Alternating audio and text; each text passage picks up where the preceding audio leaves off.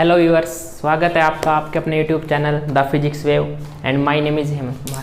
देखिए, आज जो हम बात करेंगे वो है अपना law of motion 02 chapter 3 class 11th। Okay, जो लास्ट जो हमारा लेक्चर था जो लॉ ऑफ मोशन 1 में था, हमने क्या स्टडी किया था? उसके अंदर हमने न्यूटन के फर्स्ट लॉ को स्टडी किया था, अबाउट इनर्शिया हमने स्टडी किया, न्यूटन के सेकेंड लॉ को, मोमेंटम, ठीक है, और उनसे रिगार्डिंग कुछ प्रॉब्लम्स थी उनको हमने देखा था।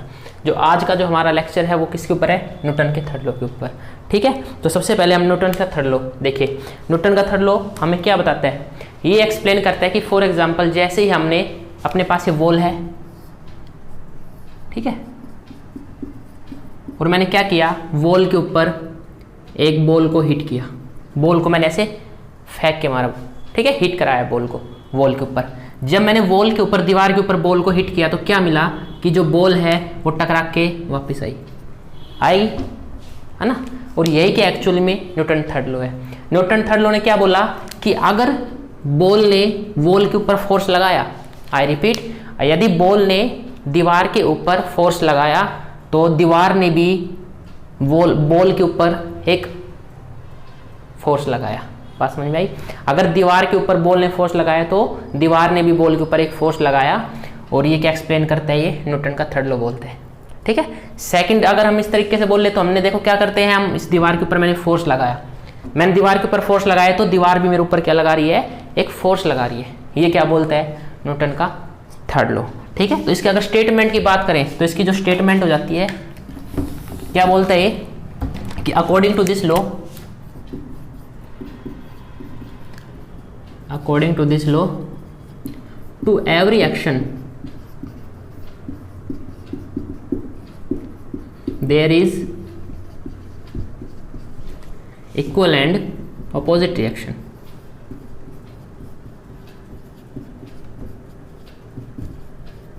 ठीक है, यहाँ पे दो बात करेंगे, एक्शन और रिएक्शन की।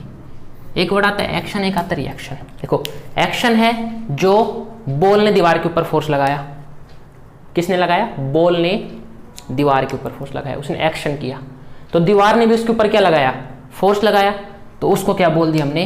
रिएक्शन। ठीक है, और एक्शन और रिएक्शन दोनों एक तरह से क्या है? फोर्स ही तो है। ठीक है, फॉर एग्जांपल अगर हम बात करते हैं कि देखो, जितना फोर्स वॉल के ऊपर इस बॉल ने लगाया, ठीक है, जितना फोर्स बॉल ने इस वॉल की दीवार के ऊपर लगाया है कि जितना उतना ही क्या किया? इक्वल और अपोजिट जो रिएक्शन किसने किया? वॉल ने किया बॉल के ऊपर। जितना फोर्स बॉल ने वॉल पे लगाया उतना ही फोर्स इक्वल क्या लगाएगी? दीवार लगाएगी, बट अपोजिट लगाएगी। बॉल ने उसके ऊपर फोर्स इधर लगाया तो वॉल ने उधर किधर लगाएगी? इधर लगाएगी। ठीक है, यानी हमने अगर मैंने बोर्ड के ऊपर अगर मैं फोर्स लगा रहा हूं तो फोर्स किधर लग रहा है? इनवर्ड। तो जो बोर्ड है ये भी मेरे ऊपर क्या लगा रहा है? फोर्स लगा रहा है। किधर लगा रहा है? आउटवर्ड लगा रहा है। जितना फोर्स मैं वॉल पे लगा बोर्ड पे लगाया, मैंने 10 न्यूटन लगाया, तो इसने अपने बोर्ड ने मेरे ऊपर कितना लगाया? 10 न्यूटन लगाया, बट ऑपोजिट साइड। ठीक है, मैंने इनवर्ड लगाया, इसने मेरे ऊपर कहाँ लगाया? आउटवर्ड फोर्स लगाया। ये क्या हो जाता अपना बेसिक स्टेटमेंट है। बेसिक स्टेटमेंट है, कोई इसमें ज़्यादा घबराने की बात है नहीं। ठीक है, अगर इसको मैथमेटिकली देखें तो हम इसको कैसे बोलेंगे? मैथमेटिकली कैसे बोल देंगे हमारे हम कि if we have two bodies, ठीक है, अपने पास दो बॉडी है, कोई ए एंड बी, अपने पास कोई दो ऑब्जेक्ट है या बॉडी है, वॉट एवर यू वांट। ठीक है, ठीक है, ये इन्होंने क्या किया? आपस में कोलाइड किया, तो इस बॉडी के ऊपर इसने, इसको मैंने बोल दिया ए, इसने मैंने बोला बी, तो जो let F A B, F A B क्या होता है? देखो, इसको ध्यान समझना। इसका मतलब हुआ कि force on body A due to B. ये बात समझ में आई? यानी फोर्स लगा फर्स्ट वाले के ऊपर, किसकी वजह से? सेकंड वाले के ऊपर। इसका मतलब होता है F A B. Similarly F B A क्या हो जाएगा? फोर्स ऑन बॉडी, कौन सी बॉडी? बी, फर्स्ट वाले के ऊपर। ठीक है, बॉडी बी ड्यू टू ए। इस बात को अच्छे समझ लेना, हम बहुत बार यूज करेंगे इनको। कभी हम इसको F12 लिख देंगे। F12 का क्या मतलब हो जाएगा? F12 का क्या मतलब हुआ? Force on one due to two. Force on A due to B. ठीक है, तो न्यूटन्स का लॉ क्या बोलते हैं? तो according to Newton's third law, क्या बोलता है न्यूटन्स का थर्ड लॉ? कि जो एफ ए बी है वो क्या होगा? इक्वल टू होगा एफ बी ए के। बात समझ में आई? जितना फोर्स ए बी के ऊपर लगाएगा उतना ही बी क्या लगाएगा? ए के ऊपर लगाएगा। ठीक है, अगर इसने 10 न्यूटन इसके ऊपर लगाया तो इसने भी 10 न्यूटन क्या लगाया? इसके ऊपर लगाया। बट यहाँ पे एक बात और है, इक्वल के बाद ऑपोजिट। ठीक है, यानी डायरेक्शन क्या हो जाएगी उसकी? ऑपोजिट हो जाएगी। और हमें पता है जो फोर्स क्या होता है? वेक्टर क्वांटिटी होता है, तो हमें क्या लगाते हैं यहाँ पे? माइनस साइन लगाते हैं। इस माइनस का क्या मतलब हुआ कि अगर एफ ए बी इधर है तो एफ बी ए किधर होगा?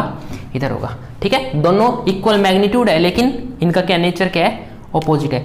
ये क्या एक्सप्लेन करता है? न्यूटन का थर्ड लॉ। बस ये न्यूटन का थर्ड लॉ है। ठीक है, अगर इसके बाद हम बात करते हैं इसके एग्जाम्पल्स की डेली लाइफ से रिलेटेड, तो एग्जाम्पल नंबर 1, इसका एग्जाम्पल नंबर 1 हम बोलते हैं कि बुक कैप्ट ऑन टेबल। ठीक है, बुक है वो टेबल के ऊपर रखी हुई है, तो वहाँ पे भी क्या लग रहा है? न्यूटन का थर्ड लॉ लग रहा है। फॉर एग्जाम्पल देखो, अपने पास क्या है? सपोज करो ये टेबल है। ठीक है, ड्राइंग मेरी थोड़ी ज़्यादा अच्छी है नहीं, थोड़ा इमेजिन कर लेना। ठीक है, तो थोड़ा इस तरह से अच्छी बन गई। ठीक है, ये अपने पास टेबल है। ठीक है, और इसके ऊपर क्या रखा हुआ है? मैंने बुक रखी हुई है, फिजिक्स की बुक है। ठीक, देखो क्या हो रहा है। अब बुक रखी हुई है तो सबसे पहले इसके ऊपर क्या फोर्स लगेगा? बुक के ऊपर सबसे पहले एक जो फोर्स है वो हमेशा आंख बंद करके लिखना है, वो होगा डाउनवर्ड। कौन सा फोर्स? mg। सबसे पहले इसको तो आंख बंद करके लिख देना आप, mg, बिल्कुल स्ट्रेट। ठीक है, चलो इसको कंफ्यूजन ना हो, इनको हटा देते हैं फिर धरती को। फाइन। ठीक है, सबसे पहले कौन सा फोर्स लगा? इसके नीचे mg लगा। तो न्यूटन का थर्ड लॉ क्या बोलता है? अगर एक नीचे फोर्स लग रहा है तो एक फोर्स कहाँ लगेगा? अपवर्ड भी फोर्स लगेगा, और वो क्या होगा? mg के इक्वल होगा। ये तो न्यूटन का थर्ड लॉ बोलता है कि देयर इज एक्शन। अगर नीचे एक्शन हो रहा है, नीचे फोर्स लगा रही है बुक, किसके ऊपर? टेबल के ऊपर, तो टेबल भी क्या लगाएगा? एक फोर्स लगाएगा। कहाँ पे? अपवर्ड फोर्स, जो कि क्या होगा? Equal and opposite reaction. ठीक है, और इसको हम क्या बोलते हैं? कोई कभी इसको r से डिनोट करते हैं और कभी इसको n से डिनोट करते हैं। ठीक है, r लिख सकते हो, चलो हम इसको r यूज कर लेते हैं। ठीक है, इसको क्या बोलते हैं? रिएक्शन।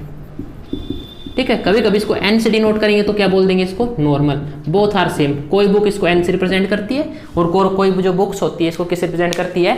r से। मीन्स रिएक्शन या फिर नॉर्मल, एक ही बात है। तो नीचे कौन सा लगा?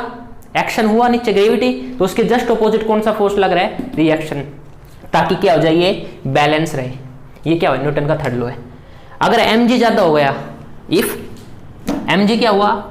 ग्रेटर देन r, तो क्या हो जाएगा? जो टेबल है ये जो सॉरी हाँ टेबल है ये ब्रेक हो जाएगी, जो बुक है वो नीचे आ जाएगी। ठीक है, और अगर mg क्या हुआ? लेस देन r हुआ, अगर r ज्यादा हो गया तो क्या हो जाएगा? बुक क्या हो जाएगी? हवा में उड़ने लग जाएगी, जादू। ठीक है, तो यहाँ पे क्या है? ये इसको थोड़ा अच्छे से समझ लेना, और बनाना चाहो तो डायग्राम हम यूज कर सकते हैं। बात समझ में आई? नंबर 2, अब हम बात करते हैं वॉकिंग। ठीक है, हम चलते भी किसकी वजह से है? न्यूटन के थर्ड लॉ की वजह से। अब देखना,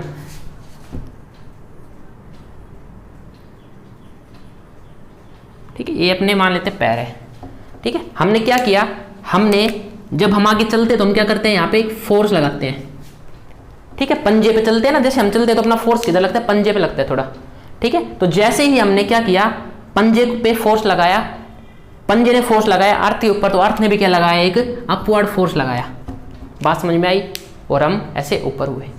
बात समझ में आई? तो वहाँ पे भी क्या लगा? न्यूटन का थर्ड लॉ लगा। हमारे ऊपर भी क्या लग रहा है? रिएक्शन लग रहा है। हम जब खड़े भी हुए हैं, चल रहे हैं, तो ठीक है, हम नीचे फोर्स लगा रहे हैं चलते हुए, और हमारे ऊपर भी एक फोर्स कौन सा लग रहा है? अर्थ लगा रही है, जिसकी वजह से हम बैलेंस है। ओके, बात नंबर 3 पे हम बात करते हैं स्विमिंग। स्विमिंग तो आपने की होगी सबने, नहीं की तो करके देखना। ठीक है, देखो क्या करते हैं स्विमर, क्या करते हैं वाटर के अंदर? सपोज करो ये अपने पास स्विमर है, ठीक है, तो वो क्या करते हैं? वाटर के अंदर हाथ को हम ऐसे करते हैं ना, तो वो फोर्स कहाँ लगा रहे हैं? पीछे। बात समझ में आई? वो हम हाथ को ऐसे ऐसे कर रहे हैं, तो हम फोर्स कहाँ लगा रहे हैं? फिर ऐसे मान लेते हैं, हमने फोर्स कहाँ लगाया? पीछे की तरफ लगाया, वाटर के ऊपर। तो वाटर ने हमारे ऊपर फोर्स कहाँ लगाएगा? तो वाटर हमारे आगे फोर्स कहाँ लगाएगा? हमें आगे की तरफ, और हम कहाँ जाएंगे, आगे की तरफ मूव करेंगे। बात समझ में आई। हमने क्या किया, एक्शन किया बैकवर्ड डायरेक्शन में, तो वाटर ने क्या किया, इक्वल एंड अपोजिट रिएक्शन की हमें फॉरवर्ड डायरेक्शन के अंदर। जितना हम अपने हाथ को पीछे की तरफ फोर्स लगाएंगे वाटर के अंदर, उतने वाटर क्या लगाएगा, हमारे ऊपर फोर्स लगाएगा इन अपोजिट डायरेक्शन। बात समझ में है स्विमिंग के अंदर, ठीक है। उसके बाद अगर हम बात करें थर्ड है, वो है फोर्थ अगर पॉइंट बात करते हैं, फायरिंग ए गन। अच्छा अभी ये काम तो किया नहीं होगा, मैंने भी नहीं किया, ठीक है, करना भी मत, बुरी बात है, ठीक है। ये देखो ये क्या अपने पास गन है, ठीक है। अब जैसे ही हमने फायर किया यहाँ से, तो क्या होगा, जो गन है किसके ऊपर फोर्स लगाएगी, बुलेट के ऊपर फोर्स लगाएगी, ठीक है। गन ने किसके ऊपर फोर्स लगाया, बुलेट के ऊपर फोर्स लगाया, तो बुलेट भी क्या करेगी, एक फोर्स लगाएगी किसके ऊपर, गन के ऊपर, ठीक है। यानी अगर मैं इसको लिखता हूँ force on bullet due to gun, BG। बात समझ में आया, कंफ्यूज मत होना। Force on bullet due to gun, तो फोर्स क्या लगेगा, force on gun due to bullet भी लगेगा। ये कौन बोलता है, न्यूटन का थर्ड लॉ बोलता है। और इसी की वजह से क्या होता है, गन रिकॉइल होती है, यानी गन पीछे की तरफ झटका लेती है। आपने मूवीज के अंदर भी देखा होगा, शूटिंग भी देखी होगी, अक्सर जब गन चलाते हैं तो वो हाथ एकदम पीछे की तरफ होता है अपना। वो किसकी वजह से होता है, क्योंकि जितना फोर्स गन ने लगाया बुलेट के ऊपर, उतना ही बुलेट ने क्या लगाया, गन के ऊपर लगाया, ठीक है। अब तुम कहोगे सर बुलेट जो है वो 30-40 मीटर पर सेकंड की स्पीड से जा रही है, तो गन भी इतनी पीछे आनी चाहिए। वहाँ पे रीजन कुछ और होता है, उसको हम आगे एक्सप्लेन करेंगे मोमेंटम के अंदर, कंजर्वेशन के अंदर, ठीक है। वहाँ पे मास का फैक्टर आता है। बात समझ में आई। 4 नंबर हो गया फायरिंग ऑफ गन। अगर हम 5वें टॉपिक पे बात करते होते हैं फ्लाइट ऑफ रॉकेट, ठीक है, या फिर जेट। आपने देखा होगा, है ना, वो जो रॉकेट है अपने अंतरिक्ष में जो जाते हैं, वो क्या होता है उसके अंदर फॉर एग्जांपल अपने पास ये रॉकेट है,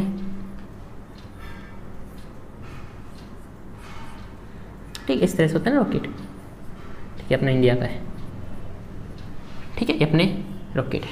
अब क्या होगा, जैसे ही हम रिवर्स काउंटिंग करते हैं 3 2 1 0, ठीक है, तो क्या करते हैं, पीछे से बहुत ज़्यादा फायर निकलती है ना, आग निकलती है। यानी जो फायर है वो क्या फोर्स लगा रही है, नीचे की तरफ फोर्स लगा रही है, वो अर्थ के ऊपर क्या लगा रही है, बहुत ज़्यादा फोर्स लगा रही है। तो अर्थ ने भी क्या लगाया, फोर्स, किसके ऊपर, इसके ऊपर फोर्स लगाया। यानी क्या किया, रॉकेट ने क्या किया, फोर्स लगाया किसके ऊपर, अर्थ के ऊपर फोर्स लगाया with the help of fire. तो जो अर्थ ने भी क्या किया, एक रिवर्स फोर्स लगाया किसके ऊपर, रॉकेट के ऊपर, और रॉकेट क्या करेगा, फिर वो अपवर्ड डायरेक्शन में मूव करने लगेगा। आपने देखा भी होगा कभी लॉन्च करते हुए, होते हुए, कभी वीडियोस बहुत है यूट्यूब के ऊपर नासा की, जैसे फॉर एग्जांपल। तो अगर अपने पास ये रॉकेट इतना है, तो इसके पीछे हमें इतने लंबा क्या मिलेगा, फायर मिलेगा। बहुत ज़्यादा जो पीछे हमें क्या निकालना पड़ता है, वो जो आग है, जो फायर है, वो बहुत ज़्यादा निकलती है, ताकि हम क्या कर पाए, इतने हैवी रॉकेट को ऊपर ले जा पाए, ठीक है, ग्रेविटी के अगेंस्ट ले जा पाए। इसलिए यहाँ पे क्या हमें क्या करना पड़ता है, यहाँ पे भी हम क्या लगाते हैं, न्यूटन का थर्ड लॉ लगाते हैं, ठीक है। तो अपने पास ये क्या होता है, न्यूटन का थर्ड लॉ, स्टेटमेंट, उसका प्रूफ और उसके एग्जांपल्स हो गए, ठीक है। अब इसके बाद हम अगर बात करें नेक्स्ट टॉपिक की, वो अपने पास की is Newton second law is a real law. Means जो न्यूटन का सेकंड लॉ है, क्या वो जरूरी अच्छा है, रियल लॉ है वो। रियल लॉ मतलब कि नेसेसरी बोल दे, ये इंपॉर्टेंट बोल दे। क्यों, कैसे, ये नहीं कि न्यूटन ने तुक्का मारा था भाई ऐसा होता है।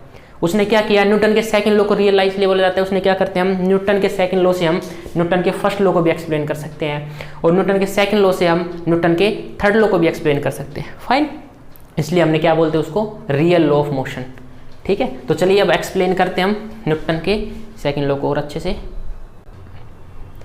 देखिए second law is the real law of motion, ठीक है, कि second law real law of motion है। तो सबसे पहले हम इसमें क्या देखेंगे, जो फर्स्ट लॉ ऑफ मोशन है वो contained in the second law of motion, कि जो फर्स्ट लॉ है वो कंटेन्ड है मोशन सेकंड लॉ के अंदर। मींस जो सेकंड लॉ है क्या वो फर्स्ट लॉ को एक्सप्लेन कर पा रहा है, हमें अब ये देखना है, ठीक है। तो हमें देखो क्या करना है, हम सेकंड लॉ से हमें फर्स्ट लॉ एक्सप्लेन करना है। तो वी नो, क्या जानते हैं हम, वी नो सेकंड लॉ क्या बोलते हैं, न्यूटन्स सेकंड लॉ।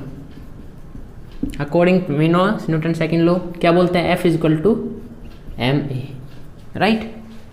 मैं स्टेटमेंट, अगर आपसे बोलते कि न्यूटन सेकंड लॉ की स्टेटमेंट क्या है, तो आपने ये नहीं बोलना कि F is equal to ma।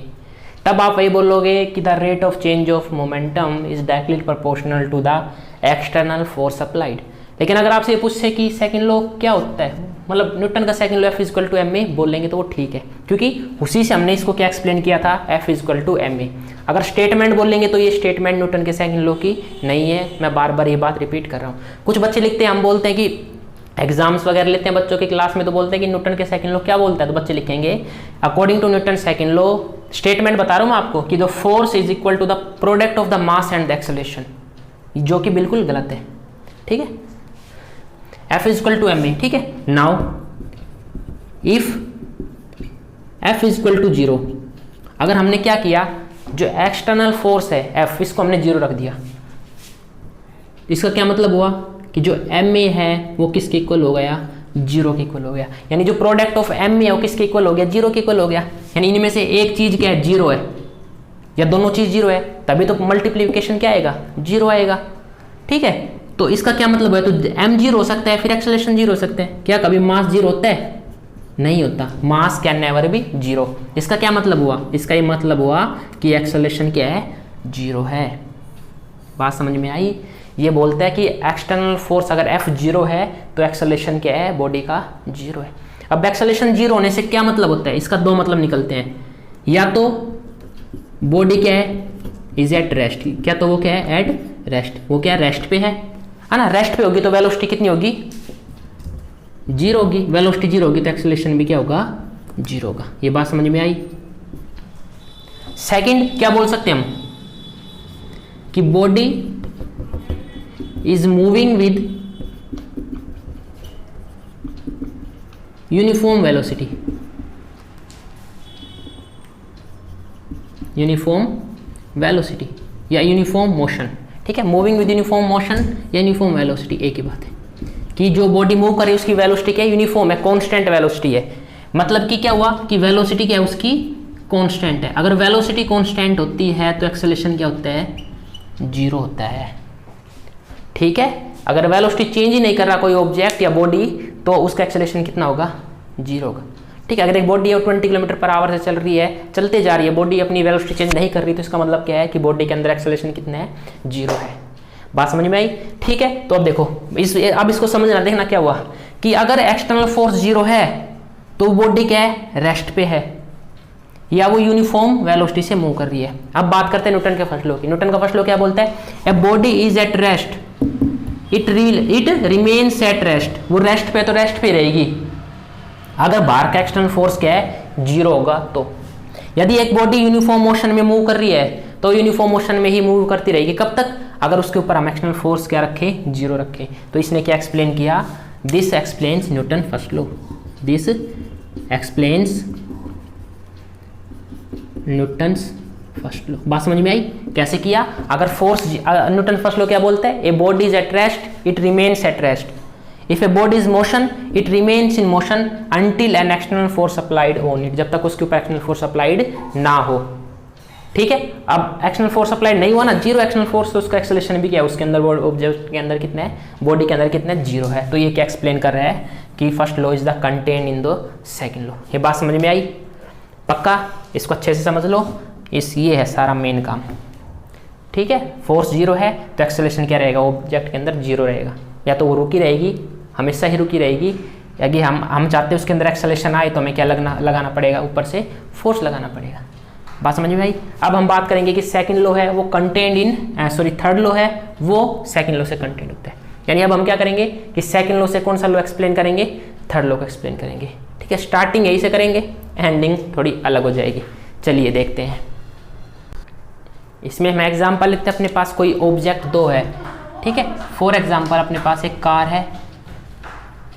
ठीक है, कार ए, और इधर से क्या आ रही है अपने पास, कार बी। ठीक है, और क्या हुआ, इन दोनों में टक्कर हो गई।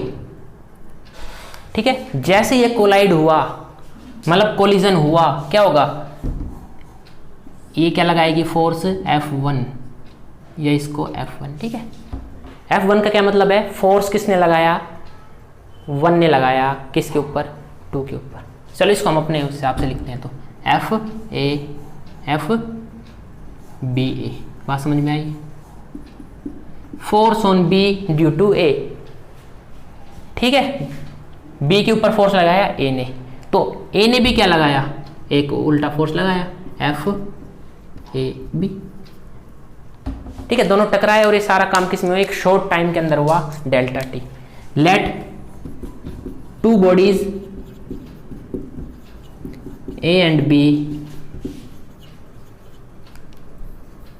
ठीक है, let two bodies A and B moving and collision आकर, क्या हुआ, कोलिजन हुआ, कोलिजन मतलब टक्कर हो गई। ठीक है, देन इसको कर लेना, देन एफ ए बी क्या हुआ, force on A due to B, F B A force on B due to A. बात समझ में आई? ठीक है, let delta T be the time interval. ठीक है, टाइम इंटरवल। देखो इसमें मैंने क्या लिया, ये टी के आगे ये लगा है ट्रायंगल, ये ट्रायंगल नहीं है, इसको हम फिजिक्स की लैंग्वेज में क्या बोलते हैं, इसको डेल्टा बोलते हैं। इसको क्या बोलते हैं हम, डेल्टा। ठीक है, इसका मतलब होता है स्मॉल चेंज इन टाइम। बिल्कुल जैसे दो जो टक्कर होती है, एक्सीडेंट वगैरह होते हैं, बिल्कुल शॉर्ट टाइम होते हैं, 1 सेकंड के अंदर काम खत्म हो जाता है। यानी जो टाइम देखा जाए तो वो बिल्कुल स्मॉल होता है, लेस देन 1 सेकंड होता है, इसलिए उसको क्या बोलते हैं कि small time, very small time, उसको हम डेल्टा यूज करते हैं। ठीक है, तो delta time is the small time interval. Fine. अच्छा, इसके बाद देखो, we know change in momentum का फॉर्मूला क्या होता है, change in momentum is equal to force upon time. बात समझ में आई? कहोगे कैसे, न्यूटन का सेकंड लॉ क्या बोलता है, F is equal to DP by D. तो डिप्पी क्या हो गया, चेंज इन मोमेंटम क्या हो गया, फोर्स इंटू ये टाइम टी, या डी लगा लो, स्मॉल टाइम। डी या डेल्टा अगर देखा जाए तो सेम ही थिंग होती है। ठीक है, छोटा सा चेंज होता है, वो बाद में बताएंगे आपको। ठीक है, तो फिर ये हो गया। इसको अगर लिखना चाहे तो हम ऐसे भी यूज कर सकते हैं, डेल्टा पी अपॉन में डेल्टा टी, मतलब small change in momentum upon में small change in time. Dp is equal to F into delta T. बात समझ में आई? तो अब हमें क्या निकालना है, क्या, change in momentum in car लगा लेते हैं, फिर हम बॉडी बी। ठीक है, मोमेंटम बी के अंदर देखना है, यानी हमें क्या करना है, डी पी बी। ये बात समझ में आई? चलो इसको कैपिटल पी यूज करते हैं। ये बात समझ में आई? Change in momentum in B क्या होगा, फोर्स, कौन सा फोर्स, F1 या F2? फोर्स कौन सा होगा, पी के ऊपर फोर्स कौन सा लग रहा है, बी के ऊपर फोर्स कौन सा लग रहा है, F B A multiply by delta T. ये बात समझ में आया? पक्का? Change in momentum in car या बॉडी ए, यानी डेल्टा पी ए किसके बराबर हो गया, force on A due to B multiply by delta T. ठीक है, तो टोटल चेंज इन मोमेंटम कितना हुआ, टोटल चेंज इन मोमेंटम जो P है वो क्या हो जाएगा, delta P A plus delta P B. ठीक है, delta P A plus delta P B, यानी अगर मैं इसको लिखूंगा F B A delta T plus F A B delta T. ये बात समझ में आई? ये किसके बराबर हो गया, टोटल चेंज इन मोमेंटम। ठीक है, इसको रब कर दीजिए। ठीक है, थोड़ा देख लेना, इसको उतारते रहना साथ के साथ, बस हो गया, थोड़ा सा रहते हैं। ठीक है, अगर हम इफ नो एक्सटर्नल फोर्स, अगर बाहर से कोई एक्सटर्नल फोर्स नहीं है, अगर कोई बाहर से एक्सटर्नल फोर्स नहीं है तो चेंज इन मोमेंटम क्या हो जाएगा, जीरो हो जाएगा। बात समझ में आई? अगर फोर्स जीरो हो गया, मोमेंटम, इसका क्या मतलब हुआ कि मोमेंटम क्या है, जीरो। अगर एक्सटर्नल फोर्स जीरो है तो टोटल चेंज इन मोमेंटम क्या होता है, जीरो होता है। इसको हम आगे एक्सप्लेन करेंगे कंजर्वेशन ऑफ मोमेंटम के अंदर, ठीक है। तो इक्वेशन क्या बन गई, इक्वेशन बन गई zero is equal to F B A multiply by delta T plus F A B delta T. क्या हम इसको ऐसे लिख सकते हैं, F A B delta T is equal to minus of F B A delta T, ठीक है। Delta T से डेल्टा टी कैंसिल हो गया, तो अपने पास क्या बचा, F A B force on A due to B is equal to minus of force B due to B. और ये क्या है, न्यूटन का थर्ड लॉ, यही तो बोलता है। हमने क्या किया, न्यूटन के सेकंड लॉ से हमने क्या एक्सप्लेन कर दिया आपकी बार, न्यूटन का third law. Hence Newton's third law explain verified, ठीक है। समझ में आया। इस तरह हमने क्या किया कि जो न्यूटन का सेकंड लॉ क्या होता है, रियल लॉ ऑफ मोशन होते हैं। बात समझ में आई। इसके बाद जो नेक्स्ट टॉपिक है अपने apparent weight of a man in lift, कि हम आप जो लिफ्ट के अंदर तो सब बैठे होंगे लगभग, तो जब हम लिफ्ट के अंदर बैठते हैं तो क्या आपको फील हुआ है कि अगर लिफ्ट ऊपर जा रही है तो हमें जो हमारा वेट है कुछ हैवी हो जाता है। हम जब लिफ्ट से नीचे आ रहे तो अपना जो वेट है वो चेंज अपने को फील होता है। करना फील अब की बार नहीं हुआ तो कभी, ठीक है, करके देखना, ऑब्जर्व करना इस चीज़ को, ठीक है। तो हम फर्स्ट केस मानते हैं कि इफ लिफ्ट एट रेस्ट, ठीक है, लिफ्ट क्या है, रेस्ट में। नंबर वन देखो, चलो बनाते हैं, लिफ्ट बनाए, चलो देखो ये अपने पास लिफ्ट है, ठीक है, और इसके अंदर क्या है, एक, चलो थोड़ा इसको अच्छे से ताकि समझ आ जाए, ठीक है। लिफ्ट ब्लैक कलर में है, फाइन। इसके अंदर क्या, person is standing in A lift, ठीक है। लिफ्ट के अंदर हम खड़े हुए। अब मैंने क्या बताया, कौन कौन सा फोर्स लगेगा, लिफ्ट क्या अभी रेस्ट पे है, रेस्ट है, ठीक है। रेस्ट पे मतलब एक्सेलरेशन कितना है, जीरो है, बात खत्म है ना, रेस्ट पे। तो अब देखो कौन सा फोर्स लग रहा है इसके ऊपर, जो सबसे पहले जो फोर्स लगता है लिफ्ट के ऊपर कौन सा लगता है, पर्सन के ऊपर कौन सा फोर्स लगेगा, मैंने आपको बताया था सबसे पहले कौन सा बोल देंगे हम, एम जी। तो ऊपर कौन सा फोर्स लगेगा, आर। बात समझ में आई। ये दो ही फोर्स लग रहे हैं, है ना, कोई अगल बगल से फोर्स तो ना लग रहा है। एक नीचे एम जी और ऊपर उसको कौन सा फोर्स बैलेंस कर रहा है, उसको आर, ठीक है। तो लिफ्ट रेस्ट पे है, ठीक है। तो देखो according to Newton second law क्या होता है, F is equals to M A. देखो जितने भी तरह के न्यूमेरिकल हमें सोल्व करने होंगे, हम आपको न्यूमेरिकल कराएंगे रिलेटेड जेई नीट, कैसे भी न्यूमेरिकल हो उसको सिर्फ इस फॉर्मूले से पुट करेंगे, F is equals to M A. उसके बाद हमें एक चीज देखनी पड़ेगी, हम आर को आप कंसिडर करो कोई भी एक डायरेक्शन, अपवर्ड या डाउनवर्ड, चलो हम मानते हैं upward direction, keep as positive, ठीक है। पॉजिटिव मानना हमने ऊपर वाली डायरेक्शन को, यानी आर क्या हो गया, इसके साथ है, पॉजिटिव के साथ है, तो आर को क्या रखेंगे, पॉजिटिव। एम जी कहाँ लग रहा है, ऑपोजिट डायरेक्शन में लग रहा है, हमने ऊपर वाली डायरेक्शन को एक मान लेते हैं कि डायरेक्शन ऊपर है, ठीक है। F is equal to M G. तो इसके ऊपर कौन कौन से फोर्स लग रहे हैं, ध्यान समझना, ये कॉन्सेप्ट इंपॉर्टेंट है। कौन कौन से फोर्स लग रहे हैं इसके ऊपर, आर और एम जी, दो ही तो फोर्स लग रहे हैं। तो आर और एम जी, आर क्या लिखूं, पॉजिटिव लिखूं या नेगेटिव लिखूं, पॉजिटिव, क्योंकि ये जो हमने डायरेक्शन को मानना है उसके साथ है। तो आर, एम जी क्या है, इसके विरोध में है, इससे उल्टा है, तो minus equal to M A. But lift क्या है, रेस्ट पे है, लिफ्ट रेस्ट पे है, एट रेस्ट मीन्स एक्सेलरेशन कितना है, जीरो। एक्सेलरेशन जीरो हो गया, मतलब ये क्वांटिटी क्या हो गया, जीरो। तो आर माइनस एम जी क्या हो गया अपने पास, जीरो हो गया। यहाँ से क्या पता चला, R is equal to M G. क्या मतलब हुआ इसका, कि जो आर है वो एम जी के बराबर है, मीन्स जो अपना जो एक्चुअल वेट है एम जी वो किसके बराबर है, आर के बराबर है, ठीक है। यानी अगर आपका वेट 20 kg है, लिफ्ट के अंदर बैठे हुए हैं 20 है, तो 20 ही रहेगा रेस्ट पे, तो ठीक है, क्योंकि जितना एम जी लग रहा है उतना क्या लग रहा है, रिएक्शन फोर्स लग रहा है, और आपका वेट जो है नेचुरली वो रहेगा। बात समझ में आई। R is equal to M जी।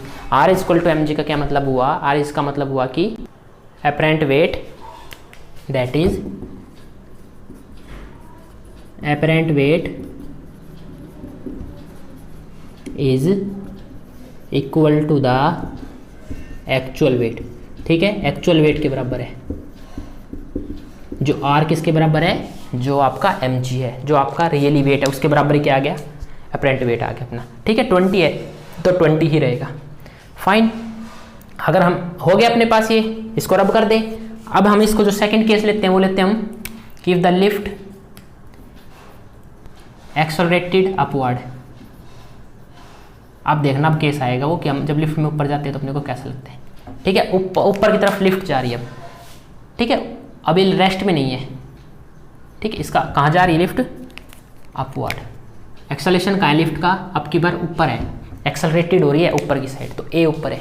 ठीक है, तो सेम हमने क्या किया अब की बार, यहाँ से हमने न्यूटन का सेकंड लॉ, हमें पता क्या होता है। तो यहाँ पे अब देखना फोर्स कौन कौन से लगे अपने पास, एफ कौन सा लग रहा है, आर और एम जी। लिफ्ट ऊपर जा रही है तो इसको हम क्या मान लेंगे, पॉजिटिव मान लेंगे। बहुत अच्छी बात है ये तो। फाइन, तो क्या लिखेंगे इसको हम, अपवार्ड को ही हम पॉजिटिव मान लेते हैं। ठीक है, ताकि हमें बार बार चेंज ना करना पड़े। क्यों इस झंझट में फंस रहे हो कि बार बार कंफ्यूज होना अपने को। ठीक है, किसी एक डायरेक्शन को एक बार हमने पॉजिटिव मान लिया। ठीक है, अब देखो force R positive, M G क्या होगा माइनस, क्यों, क्योंकि ये डाउनवर्ड लग रहा है, हमने ऊपर वाले को पॉजिटिव माना, is equal to M A. बात समझ में आई। तो आर क्या आ गया यहाँ पे, M A plus M G, यानी R is equal to M is equal to G plus A. यानी जब रेस्ट पे थी तो अपने पास जो आर है वो क्या आया था, एम जी आया था। अब की बार क्या हो गया, एम जी के साथ क्या ऐड हो गया, एम ए हो गया। मतलब अपना जो अपरेंट वेट है वो बढ़ा या घटा, वो वेट क्या हो गया, इंक्रीज हो गया। पहले वो किसके बराबर था, एम जी के बराबर था, अपना एक्चुअल वेट के बराबर। लेकिन अब की बार क्या हुआ, वो M G plus M A हो गया। उसमें एक फोर्स और ऐड हो गया, एक एम ए भी ऐड हो गया। तो इसका क्या मतलब हुआ, जो अपरेंट वेट है,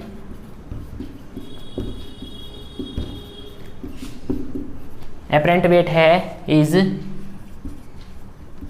ग्रेटर देन एक्चुअल वेट। बात समझ में आई। एक्चुअल वेट कितना अपना एम जी है, लेकिन अब अपरेंट वेट कितना आया, M G plus M A, उसमें एम ए भी ऐड हो गया। इसलिए जब लिफ्ट ऊपर जाती है तो अपने को क्या लगता है, अपना जो वेट है वो अपने को क्या लगता है, ज़्यादा लगता है अपने एक्चुअल वेट से। कभी ऑब्जर्व करना, हम जब ऊपर जाएंगे तो हमें लगेगा हमारा वेट ज़्यादा हो गया, भारीपन फील होगा अपने को। बात समझ में आई। Apparent weight is greater than actual weight, क्यों, क्योंकि जो आर है वो क्या हो गया, ग्रेटर देन हो गया एम जी के। बात समझ में आई। ठीक है, चलो अब हम इसका हो गया। इसका जो थर्ड केस लेंगे क्या होगा, एक्सेलरेटेड डाउनवर्ड। अब इसको हम डाउनवर्ड करेंगे लिफ्ट को। जब हमने इसको डाउनवर्ड किया तो एक्सेलरेशन कहाँ हुआ, नीचे हुआ।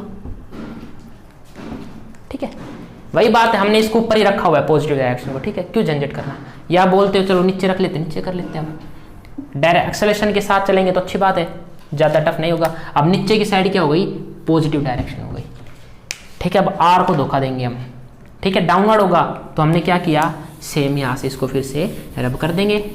और इक्वल टू फोर्स कौन कौन से लग रहे हैं, आर और एम जी। अब बताओ पॉजिटिव कौन होगा, आर पॉजिटिव होगा, एम जी पॉजिटिव होगा। एम जी क्या हो जाएगा, पॉजिटिव पक्का, क्योंकि पॉजिटिव नीचे है और एम जी क्या नीचे। आर क्या है, इसके विरोध में गुस्सा हो रहा है, ऊपर minus equal to M A. बात समझ में आई। तो आर क्या हो गया, अपने एम इसको लिख सकते हैं कि M G minus M A equal to R. R उधर गया, इधर आया, यानी लिख सकते हैं R equal to M G minus M A. क्या समझे, पीछे वाले में M G plus M A था, लेकिन अब क्या आ गया, एम जी माइनस एम, यानी जी माइनस ए। यानी अब जब लिफ्ट नीचे आएगी, एक्सेलरेटेड डाउनवर्ड होगी, तो जो अपना एम जी वेट होगा उसमें कुछ सब्ट्रैक्ट हो रहा है। मीन्स जो आर है वो क्या आएगा, लेस देन आएगा एम जी से। बात समझ में आया। एम जी से क्या आएगा, लेस देन आएगा, क्योंकि एम जी में कुछ माइनस हो रहा है, तो जो आर क्वांटिटी क्या हो जाएगी, कुछ कम हो जाएगी। ठीक है, यानी इसका क्या मतलब हुआ, इसका मतलब हुआ कि जो अपरेंट वेट है is less than actual wait. ठीक है, इसको देख लेना, जब हम लिफ्ट नीचे आएगी तो हमें लगेगा हम हवा में है, जो हमारा वेट है वो क्या हो जाएगा, कम हो जाएगा, लेस देन हो जाएगा हमारे एक्चुअल वेट से, हमें फील होगा ऐसा। ठीक है, ये अपने पास थर्ड था। ठीक है, 4 मान लेते हैं कि अगर लिफ्ट इज एक्सेलरेटेड, अगर एक्सेलरेटेड नहीं है।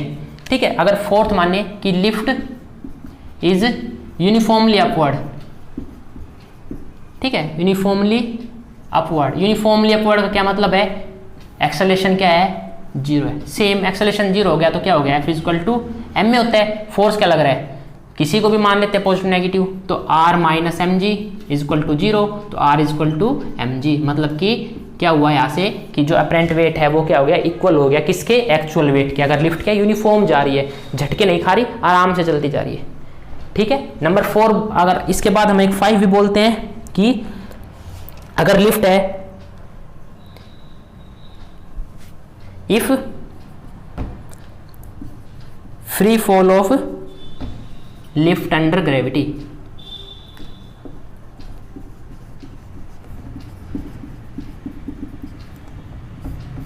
ठीक है, लिफ्ट अंडर ग्रेविटी आ गई, मतलब लिफ्ट की जो रस्सी है वो टूट गई और हम नीचे अचानक आ रहे हैं और कह रहे हैं हम अंडर ग्रेविटी आ रहे हैं, तो क्या हो जाएगा, same F is equal to M E, R minus M G. जब अंडर ग्रेविटी आते हैं तो जो एक्सेलरेशन है वो क्या हो जाता है, जी बन जाता है, तो यहाँ पे क्या लिख देंगे हम, एम जी। बात समझ में आई? ठीक है, अगर नीचे लिफ्ट आ रही है, लिफ्ट क्या आ रही है, नीचे आ रही है, तो हम क्या यूज करेंगे, लिफ्ट नीचे आ रही है तो minus R plus M G. बात समझ में आई? लिफ्ट नीचे आ रही है तो एम जी पॉजिटिव होगा, आर क्या होगा, नेगेटिव होगा, तो आर अपने पास क्या बन जाएगा, M G minus M G, तो आर क्या हो गया अपने पास 0। आर 0 होने का क्या मतलब है, हमारे पास कोई रिएक्शन फोर्स है ही नहीं, यानी हम क्या हो जाएंगे, हवा में उड़ रहे हैं। मतलब हमें ऐसा फील होगा कि हम क्या हो गए, वेटलेसनेस हो गए। वेटलेसनेस मतलब कि हमारे पास कोई, क्या बोलेंगे इस केस में, कि वो क्या, उसका कितना हो गया, वो 0 हो गया। ठीक है, यहाँ पे R 0 हो गया। बात समझ में आई? मीन्स इस कंडीशन को बोलते हैं हम वेटलेसनेस। हमें लगेगा हम वेटलेसनेस है, हम हवा में उड़ रहे हैं। फाइन, तो ये अपना केस हो गया। अगर वीडियो अच्छी लगी हो तो please like share and subscribe करना। ठीक है, अपने पास ये अपना हो जाता है। अब इसका लास्ट बचता है, इसमें हम पढ़ेंगे law of conservation of momentum. Okay, thank you.